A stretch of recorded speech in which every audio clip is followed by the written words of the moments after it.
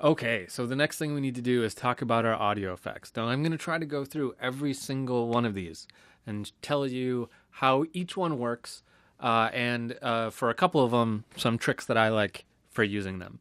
Now, some of them I'm going to spend more time on than others.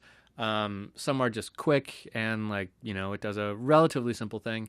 And some of them, even the more complicated ones, I'm not going to go into an insane amount of detail on each one of these. I could probably make a whole class devoted to some of the effects, like a compressor. Like there could be a whole class on how to use a compressor because there are different styles of using it and all this other stuff. I'm not going to get into all that. I'm going to talk about how when you put one of these things on an audio track, what it does and how it sounds. So each one of these videos, there's going to be a ton of them going through each one of these, and I don't want to make them an hour long each. So a little bit surface level, but not really, because we're going to talk about every single one of these. So we'll see how it goes. Now, that being said, I'm going to organize these into 4 groups. So I'm not going to go in order alphabetically like I did for the MIDI effects, because the MIDI effects kind of worked out that way to where it was a logical way to do it. For the audio effects, there's a much more logical way to do it. I've rearranged some of them into different order so that it'll make more sense as we go through them. Just trust me on that.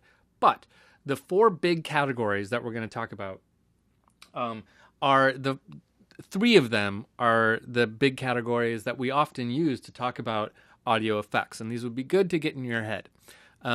They are time-based effects, frequency-based effects, and dynamic effects.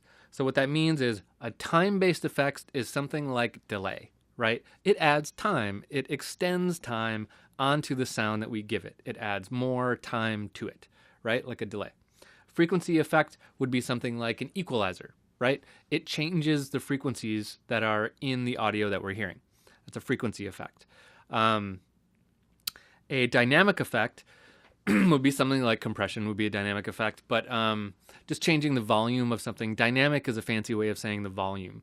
So things that adjust the volume of our sound, right? So those are the 3 basic kinds of effects. Now, there are a couple effects that can do double duty, and there are a couple of effects that are just weird. But even when they're just weird, they tend to be a frequency effect mostly, or a dynamic effect mostly. So I'm going to categorize those as they come. So all of our effects fall into one of those 3 categories. Now I've added a 4th category here, which I'm just calling other.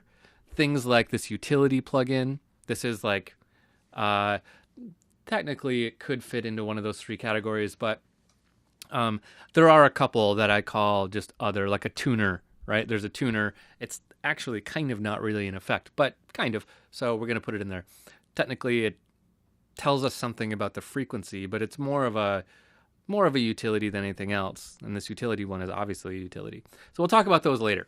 Don't worry about those for now. They're all fairly easy. So those are our 3 big categories.